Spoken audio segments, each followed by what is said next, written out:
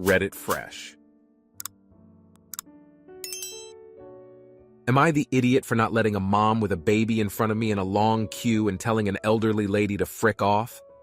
I went to a shop today and service there was really slow with only one register open, no self-checkout, and a really long line of people with the majority of them having full carts of items. I, on the other hand, had only one item. Behind me was an elderly lady and a mom with a baby. The older lady started telling the mom to skip the queue and go to the front because she's with a child. I turned to her and asked her to speak for herself, and that I do not agree that mom skips in front of me. We started arguing, and I said that this checkout does not give priority to pregnant people and parents, so she should wait in line like everybody else, and if she is unable because of a baby, she shouldn't bring the baby to the store with her. The older lady started ranting how she has never seen behavior like this before, how I will understand when I have my own kids, to which I said, if. Then she started telling me how my life will be horrible if I don't, and how I lack empathy, and will regret my decision, to which I told her to frick off because I was tired of her bullshit. The older women and a mom then just kept talking about me and my behavior between themselves and the mom, then complained how she feels uncomfortable existing in a public space because of people like me. I have absolutely no problem with kids. I don't hate them. They never bother me, and parents in general here are able to control their kids, so they are never a problem. However, in this particular situation, a child was calmly sleeping in a stroller, and I just don't see a reason why she should have the privilege to skip a line just because she popped the baby out of her vajayjay. Sure, if a baby was screaming or she was carrying him in her hands or literally any reason, but I'm a mom, so my time is more important than yours. I would let her skip without a second thought. I'm just tired of parents feeling entitled just because without any adequate reason. Am I an idiot? Edit.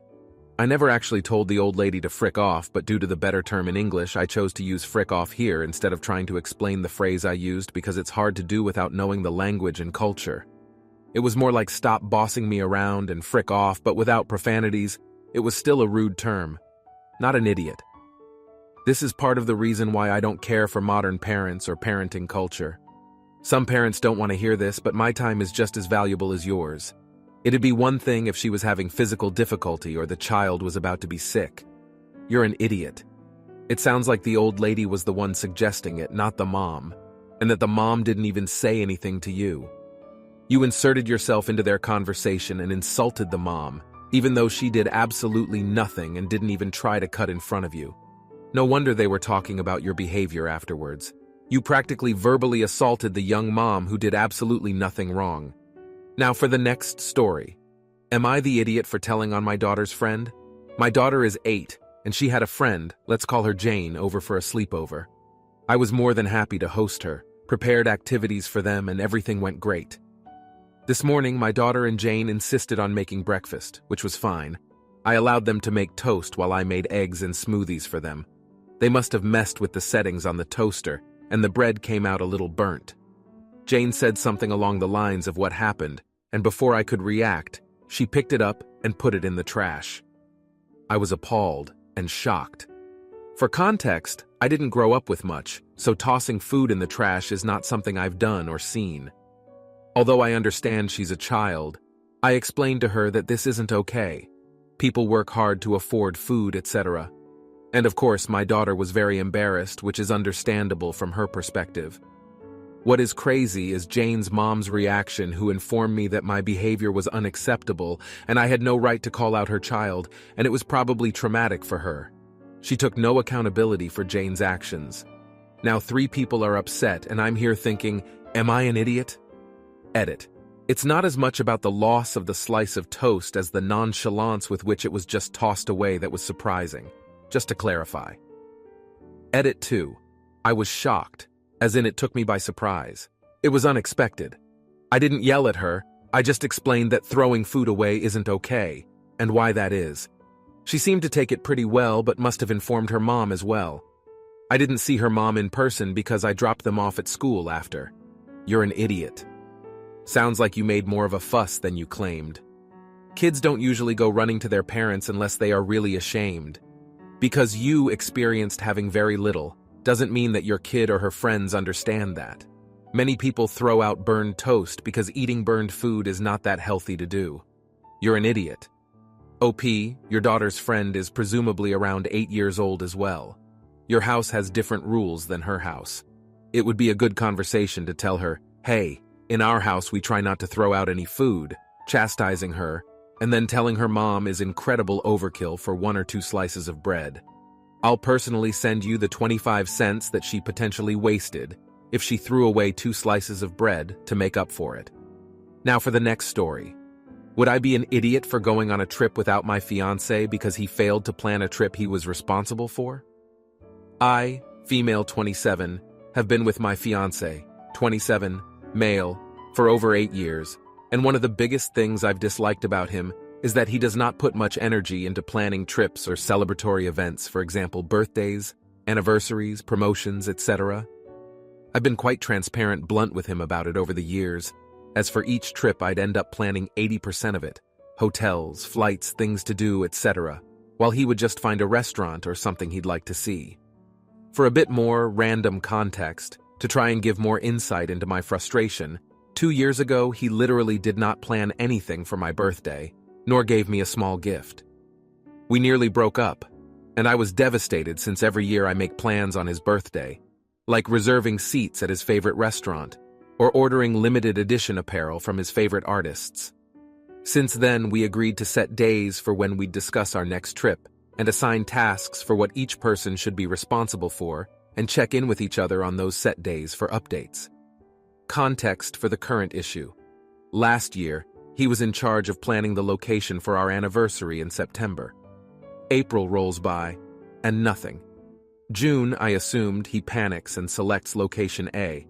I do my own research and find out it's hurricane season there and not the best time to visit.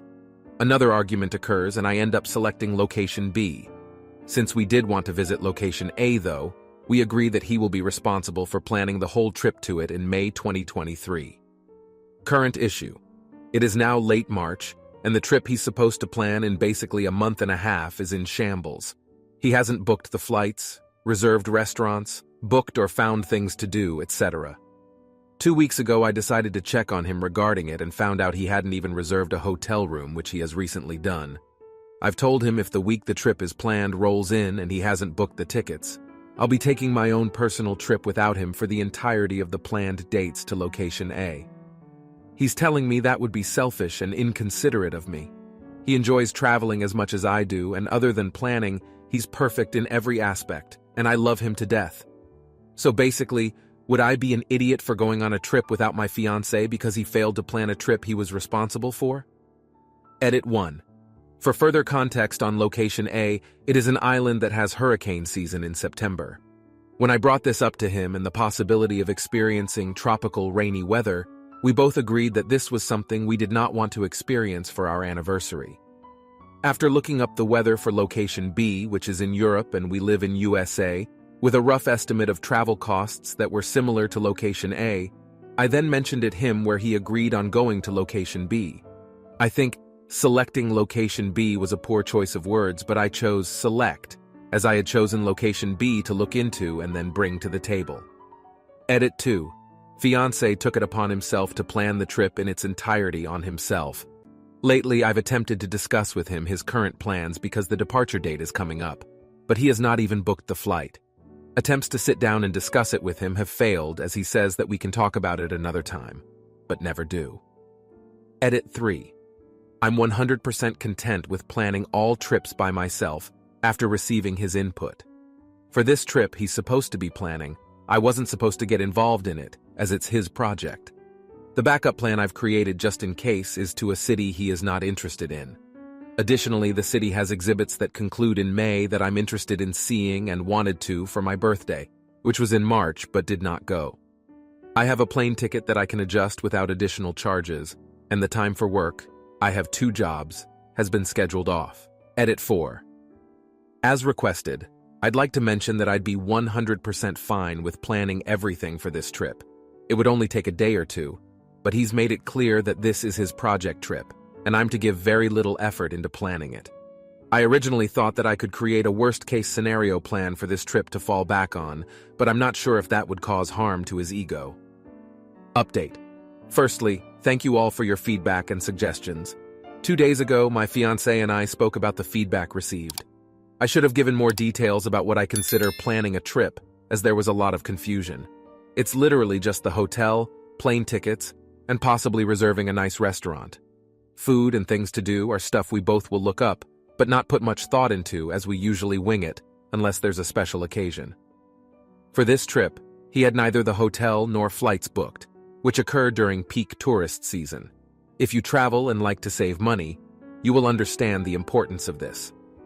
To what came out of our discussion, he agreed he should be able to book the basics by himself and understands why I'd take my backup plan if the Go Trips plans fell through. These are literally 2 tasks that any adult should be capable of doing. We both agreed on this. We talked about how he'd feel if I did go on the backup trip, but understands why I would because of the limited PTO I can take off. I empathize with him, but the time I can take from both jobs is limited, and I want to be able to travel whenever I do. There were many comments about his participation ability to commit when planning for future prominent life events that I never considered, and brought this up during our talk.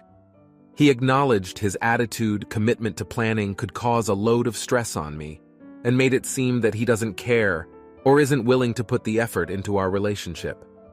We both agreed that we'd like to be here for the long haul, and decided if his involvement doesn't improve in the future, we'd start going to couples therapy. Regarding the ADHD comments, he says he doesn't know but will now look into it. However, he's saying it's most likely that he just procrastinates, not sure if this is a symptom. He admitted that he doesn't enjoy booking the tickets or hotels, and we agreed that we'll either work together on this going forward or assign tasks again on who should be responsible for the basics versus fun stuff. We were able to sit down yesterday and book the flights together, so I won't be going on the backup trip. For those of you who had realistic expectations/standards on what to expect from an adult partner, your advice and suggestions were very helpful. We both admitted we never considered what comes after marriage, and he says that this talk helped him understand the gravity of his part in not planning and how it could blow up later. We laughed at the first world problem. We know, our race is one of the least to travel abroad, and cringed at the "you should do everything" comments. We don't agree one should do 100% of something every time when both persons are involved in it. More so that one should pick up where the other lacks, but it's dependent on the situation. Plus, every relationship is different. Not an idiot. This time, but listen, this man has told you time and again who he is. You have to believe him and either deal with it or be done with it. Having unrealistic expectations moving forward is not going to turn out well for either of you. You're an idiot. But to yourself, you know who he is. You know this is an area that he sucks at, and yet you've set him up to fail and put him in a position where you know he's going to accidentally hurt your feelings because this just isn't his thing. You're 8 years into this relationship. He's not changing. Now, for the next story. Am I the idiot for telling my mom it will be her fault if all of her kids have no relationship with her? My female 18, mom, female 46, was cleaning the house and was mad because it was her only day off. She yelled at my younger brother for leaving a cup out, as he is notorious for doing so, and he said it wasn't his. My younger sister admitted to it being hers, and my mom said, "Sorry, it wasn't you this time." I told her that it was rude to give him a half-assed apology like that, and also if she was mad about cleaning on her day off, she should have just had everyone cleaning up for 15 minutes every day to keep the house clean. My dad cleans up after himself and does most of the chores in the house, all while working 2 remote jobs. He only ever occasionally asks for help. I also explained to my mom that she does only work about 4 hours a day, including commuting, and that she had plenty of time every day to work on sections of the house if it bothers her so badly. She yelled at me to not tell her what she needs to do, and that her hormones are all over the place right now. She might be potentially going through menopause, so I need to be nicer to her. I told her that I am being nice to her and trying to suggest how to properly handle this issue. She stormed out to go on a walk, and I explained to my dad what happened after he heard the door slam. When my mom came back, I had asked her if she'd like to continue the conversation like an adult, to which she said no, but I told her then she can just listen to me talk if she doesn't want to have a whole conversation. She instantly starts yelling and telling me I'm being a massive witch and a jerk. I try calmly explaining to her that if she keeps being rude to my younger siblings, they're going to end up just like me and my older sister. This is when I laid it on her that I've had no relationship with her for at least 4 years, and that I see her more as an explosive little sibling that I have to walk on eggshells around. She got mad and told me I am autistic and have ADHD BTW, that my brain only really works half the time. I flat out told her that her friends have rotted her brain into thinking that because she's a parent, she's always right. And after some back and forth with my dad even trying to get her to listen to me, she walked out screaming about how she clearly can't stay in this house any longer. My brother is sobbing about how he thinks my mom and dad are going to get divorced, and I called her on it right then and there that she's a manipulative and self-centered POS who uses this to garner sympathy from my siblings. I said if she cared about my siblings, she wouldn't be acting like this. After hearing this, she quickly ran up into her room saying she'll be a prisoner in her own house. My dad said I was being an idiot because the kids didn't see what she was doing as emotional manipulation, but are distressed at me trying to show them. My older sister, however, said I wasn't the idiot, but unfortunately the kids are just going to have to see later in life how she was emotionally manipulative. Am I an idiot? Edit. I see a lot of people saying I'm an idiot and I have nothing but disrespect for my mother. I would like to add I have tried to repair our relationship multiple times, but she ends up blowing up at me for one thing or another. Something as simple as getting my own savings account to save up and move out she gets mad at, and even calls me ridiculous for. This is also not new behavior, and in times when her and my dad have gotten into arguments, I was the one who had to run after her and try to get her to come back. So I do see where my little brother is coming from. I do acknowledge I was being an idiot in the fact that I did continue the argument, but I really just want her to see how she's affecting this family in a very negative way, and has been for multiple years now. Edit 2. Also, I would like to add that I do clean around the house when I can. I'm not home most of the time because I do house sitting and stay the night with people's dogs, pets while they are out of town and such. My dad also cleans when he can, and gets stressed at how messy the house can get. He works almost 60+ hours a week for his 2 jobs, and he, at the very least, makes sure that his area and room are clean and loads up dishes. It's just that when I try and tell my siblings to help around the house, they give me the, "You're not my mom, so don't tell me what to do." And then my mom says that I need to stop trying to be a mom and take her place.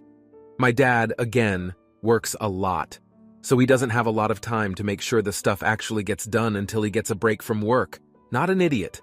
Your mom needs help. But that's not your responsibility. It sucks that you're the one being more of an adult. I stopped letting my mom blame me for setting my dad off a long time ago. Her ridiculous reaction is not your fault, just because you didn't let her verbal abuse to your siblings slide. Just because they don't know it's abuse yet, doesn't make it an excuse to allow it to happen. Everyone sucks here. Your mother is abusive. You, however, made things worse and everyone turned on you for forcing a confrontation. You want her to change, but she won't. You need to understand she will never change at all. Your siblings won't be able to talk to her because she doesn't want conversation. Start learning to pick out fights. Focus on leaving. You will not change the environment you are in.